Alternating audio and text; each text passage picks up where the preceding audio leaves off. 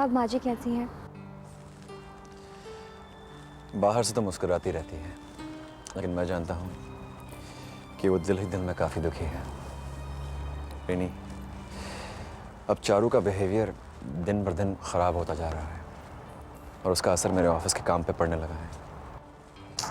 I can imagine Shekhar, जब मैं तुम्हारी परेशानियों के बारे में सोचती हूँ तो मेरे लिए काम करना मुश्किल हो जाता है। तुम तो रोज़ कोई नई चोट खा कर जाते हो। It must be difficult. अब तो ये हालत है कि पता नहीं चारू किस बात पे भड़क उठे। दिन भर ऑफिस में बैठे यही डर सा लगा रहता है कि न जाने वो माँ की क्या हालत कर दे और जब मैं घर पे लौटूं तो कौन सी नई मुसीबत खड़ी हो। सच तो यह है रिनी कि अब जीना बहुत मुश्किल हो गया है। Shekhar, if you don't mind, तो मैं माँ जी को कभी कभी घुमाने ले जाऊँ? उनका दिल हल्का हो जाएगा ना। रिनी, अगर तुम चारू के सामने जाओगी तो वो तुम्हारी भी इंसल्ट करेगी। मेरे लिए ये इम्पोर्टेंट है कि तुम्हारे ऑफिस के काम में तुम्हें कोई परेशानी ना हो Shekhar. I want to help you as much as I can. Shekhar ऐसा नहीं था आपा, वो अब ऐसा हो गया है माँ जी के आने के बाद। अब तो ना घर अपना लगता है और ना ही शेखर। चारू, एक बात बताओ, तुम्हारी माँ कब गुजरी थी? जब मैं 12 साल की थी। क्यों? ऐसे ही। मुझे शायद तुम्हारा प्रॉब्लम समझ आ रहा है। तुम्हें माँ की आदत नहीं है ना? नहीं आपा, ऐसी बात नहीं है।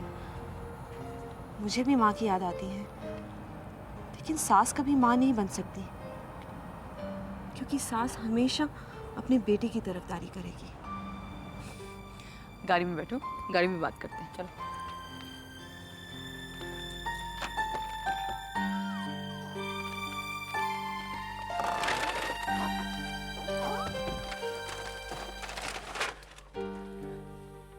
देखो चारू, शादी के बाद आदमी को दो औरतें अपनी तरफ खींचती हैं। एक होती है उसकी माँ, जो उसे छोड़ना नहीं चाहती, और एक होती है बीवी, जो उस पे अपना हक समझती है। अब तो दोनों बैठे बातें करते रहते हैं, और जब मैं वहां पहुंचती हूँ तो चुप हो जाते हैं। फिर मुझे लगना शुरू हो जाता है कि जैसे वो मेरी बातें कर रही हूँ। पापा, मेरी तो सचमुच समझ में नहीं आ रहा कि ये माँ बेटे क्या करने वाले। कुछ नहीं करने वाले, कि तुम्हारे मन का वहम है। तुम अपने दिल से इस बात को निकाल दो। चलो, मैं तुम्हें घर ले जाती हूँ। वैसे भी मेरी बुटीक का वक्त हो रहा है। Come on, you fine? या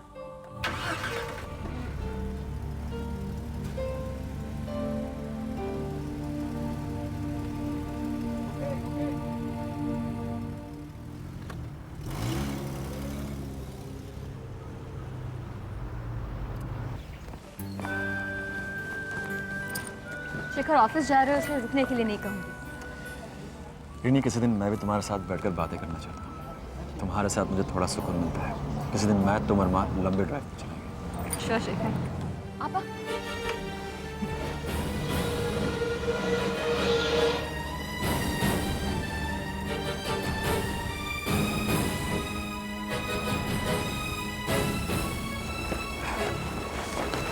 पापा, देखिए शेखर के साथ रिनी। चारू, रुक जाओ। ये सही वक्त है। चलो घर चलो।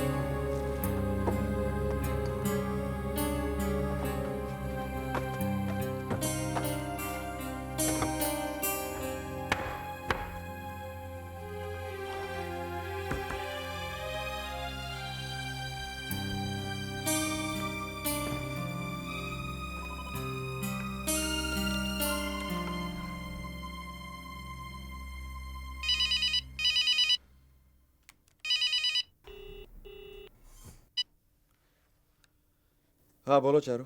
थैंक गॉड तुमने फोन तो उठाया। नहीं तो मैं तो सोच रही थी कि पिछली बार की तरह तुम इस बार भी ऑफ कर दोगे। चारू बात जल्दी खत्म करो, मैं आज बहुत बिजी हूँ। एक्सक्यूज मी, रिनी को मिलने के लिए तुम्हारे पास टाइम है ऑफिस से पहले, लेकिन मेरे लिए, अपनी बीवी के लिए तुम्हारे पास कोई टाइम नहीं है। चारू टाइम तो दे रहा हूँ ना, अब बोलो ना क्या बात है। तो सुनो, देखो मैंने आज से जॉब ज्वाइन की है और इसीलिए मैं घर से बाहर जा रही हूँ। तुम्हारी माँ घर में अकेली होगी, उनकी जिम्मेदारी मेरी नहीं है। चारू तुम ये सब क्या कर रही हो? चिल्लाओ मत शेखर प्लीज, मैं तुम लोगों की नौकर नहीं हूं। मुझे सिर्फ इतना कहना है कि अपनी माँ को तुम अब संभालो। चारू मेरी, चारू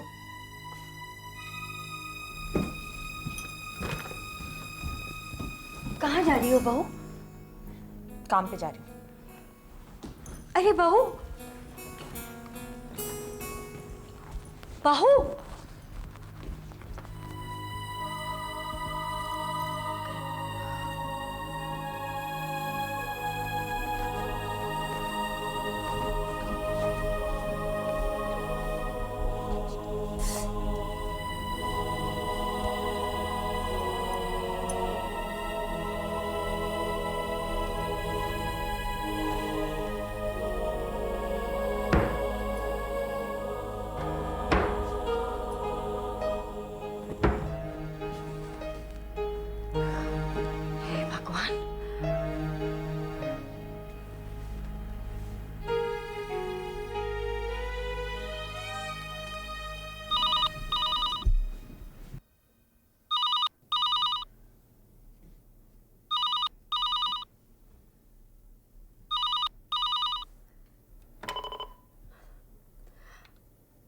हेलो माँ, मैं चंदर बोल रहा हूँ। चंदर बेटा।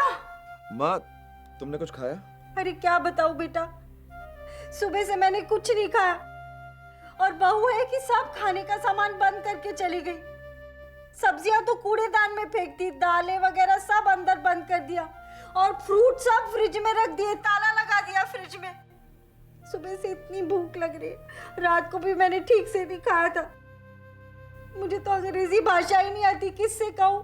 क्या कहते हो तुम लोग? हंगरी? मुझे नहीं आता बेटा, यहाँ तो लोग भी नहीं दिखाई देते अंग्रेज लोग। माँ तुम बिल्कुल चिंता मत करो, मैं तुम्हारे लिए खाना भेजता हूँ। आधे घंटे में एक रेस्टोरेंट का आदमी आपके लिए खाना लेके आएगा। पर बेटा मेरे पास तो यहाँ के वो पैसे, क्या कहते हैं, डॉलर भी नहीं है। माँ उसे पैसे देने की जरूरत नहीं है, सिर्फ उसे खाना ले लेना। अब बेटा तू कब आएगा? माँ मैं जल्दी आ रहा हूँ। बेटा मैं बहुत परेशान कर रही हूँ ना तुझे?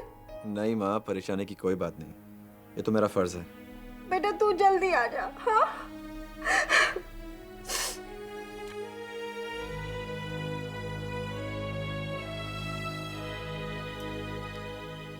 Hello Akbar restaurant. हाँ एक डिलीवरी का ऑर्डर लेना। बाबूजी तो आप क्या चाहते हैं कि मैं भी वैशाली के कहने पर चलूं, जैसा कि आप माँ के कहने पर चलते रहें? देखो भाई, पत्नी की कोई जायज़ बात हो उसे मान लेने में कोई बुराई नहीं है। और फिर तुम्हारे श्रीकांत जी के यहाँ काम करने के खिलाफ तुम्हें शुरू से ही था। वो कहते हैं कि सोना इतना मत पहनो कि गर्दन कट जाए। मैं अभी भी कहता हूँ उस काम को छोड़ो और बैंक की नौकरी ज्वाइन कर लो। बाबूजी बैंक की नौकरी कोई बिजली का स्विच तो है नहीं कि जब चाहे ऑन कर दिया जब चाहे ऑफ कर दिया। मैं बैंक से लीव विदाउट पेपर हूँ। बैंक ने मेरी जगह किसी को तो रखा होगा, उसको यूं ही तो नहीं निकाल सकता ना बैंक। अब मान लीजिए मुझे बैंक वापस ले भी लेता है तो किसी रूरल एरिया में ट्रांसफर कर देगा, ना मैं यहाँ करूँगा ना वहाँ करूँगा। जब आदमी नौकरी करता है तो उसके ट्रांसफ़र तो होते ही हैं। तुम बैंक की नौकरी करते हो, अगर वहाँ तुम्हारा ट्रांसफ़र हो जाता है तो तुम क्या करते? नौकरी छोड़ देते? बाबूजी मैं चला जाता, लेकिन तब वैशाली मेरे साथ नहीं जा पाती या उसे स्कूल की नौकरी छोड़नी पड़ती। मैं स्कूल की नौकरी छोड़ दूंगी, आपकी जहां भी ट्रांसफर होगी मैं आपके साथ चलूंगी। आप बस एक बार बैंक वापस ज्वाइन कर लीजिए। तुम तो बहुत बड़ी सिंगर बनना चाहती हो ना, संगीत ही तुम्हारा सब कुछ है। तुम्हारे लिए मेरे से ज्यादा इंपॉर्टेंट स्कूल है, तो स्कूल जाओ ना। आपसे ज्यादा इंपॉर्टेंट स्कूल कभी नहीं था। और रही बात संगीत की, तो वो तो ताऊ जी की देन है। जहां रहूंगी मैं रियाज कर लूंगी, आप बस बैंक ज्वाइन कर लीजिए। तो जल्दी से स्कूल चली जाओ, वरना तुम्हारी ताऊ की आत्मा को शांति नहीं मिलेगी। जाओ बहू, स्कूल जाओ, समय हो गया। ये तो कैसे बात कर रहे थे वैशाली से? वो बेचारी तुम्हारे लिए स्कूल भी छोड़ने को तैयार है। मैं तो ये कहता हूं गिरीश कि अब तुम हम दोनों की बात मान ही लो। बाबूजी क्या बात मान लूं मैं आपकी? जब तक मेरी श्रीकांत जी से बात नहीं जाती मैं कोई फैसला नहीं ले सकता हूँ। आपको पता नहीं मुझे वहां क्या क्या सुनना पड़ता है, क्या क्या ताने सुनने पड़ते हैं। श्रीकांत जी से बात करने के बाद ही मैं कोई फैसला लूंगा, उसके बाद ही मैं देखूंगा मुझे क्या करना है।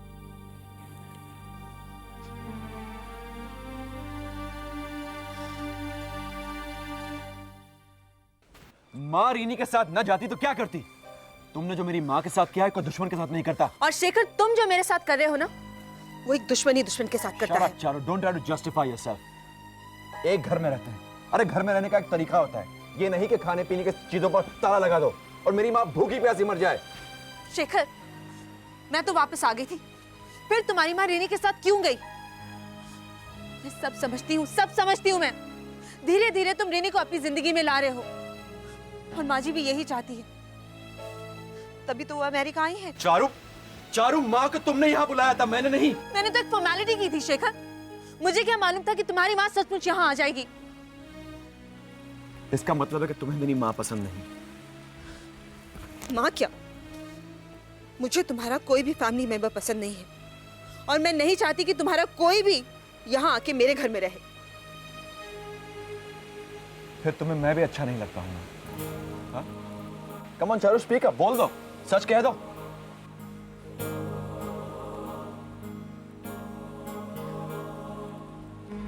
शेखर,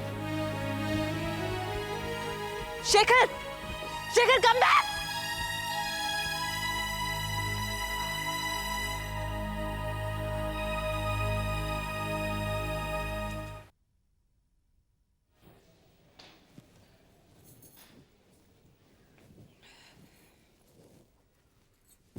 अरे बहू, क्या बात है, आज स्कूल से जल्दी लौट आई?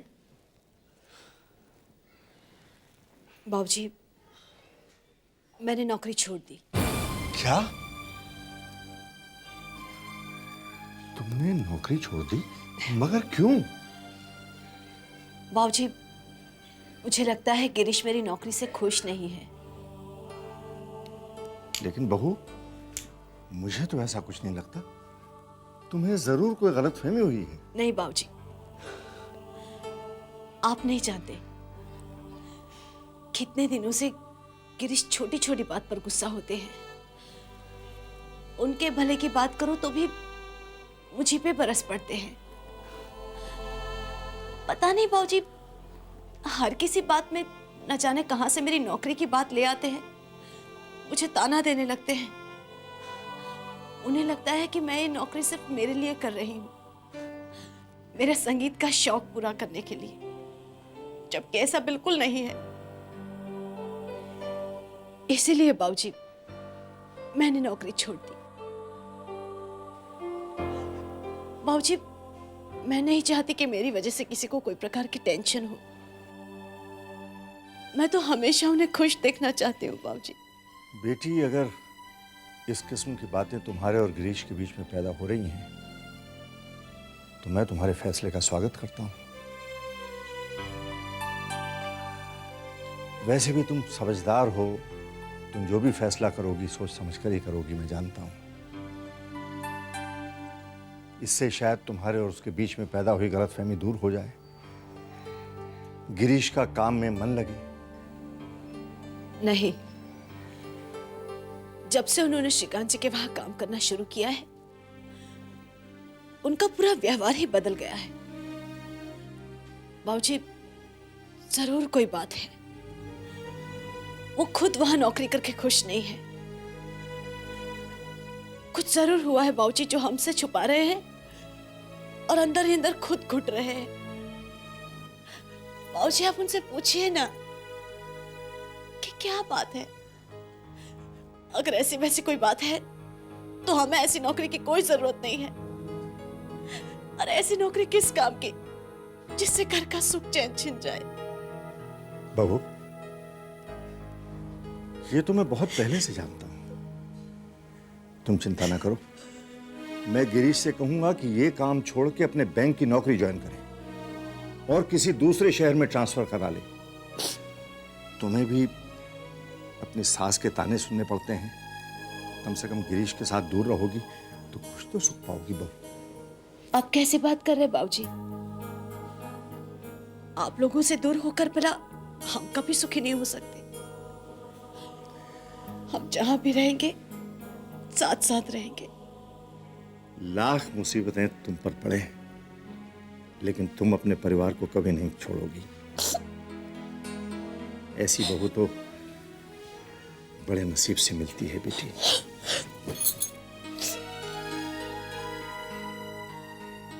ईश्वर करे ऐसी बहू हर घर में आए।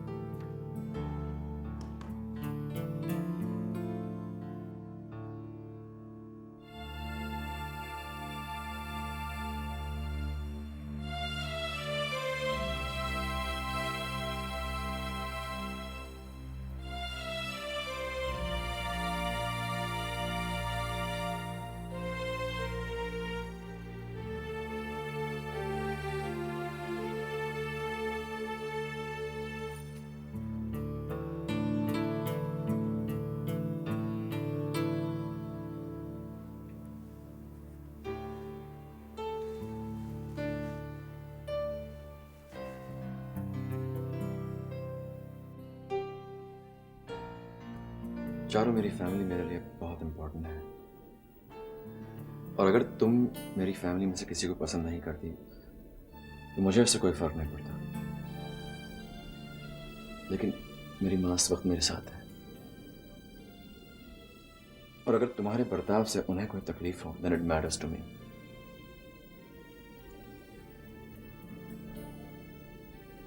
अब मेरे पास सिर्फ एक आखिरी रास्ता बचा है, और इसके अलावा मैं कुछ सोच नहीं पा रहा। तुम्हारा ये आखिरी रास्ता कहाँ जाता है?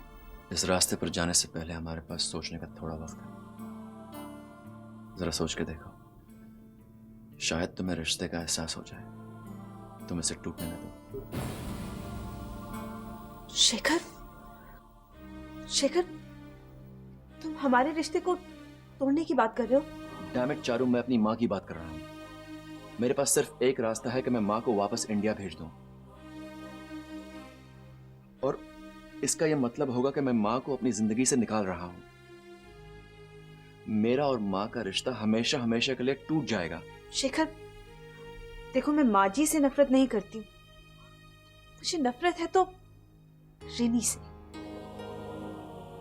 और जब मैं तुम्हें या माँ जी को उसके साथ देखती हूँ तो पता नहीं मुझे क्या हो जाता है।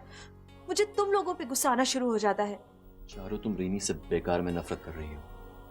तुम हमारे रिश्ते को गलत समझ रही हो। रीनी तो सिर्फ मेरी एक दोस्त है, लेकिन तुम्हारी जो जगह मेरे दिल में है कोई नहीं ले सकता।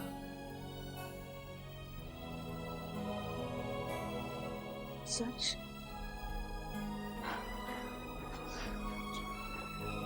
शेखर, लेकिन आज सुबह तुमने मुझे डरा दिया था।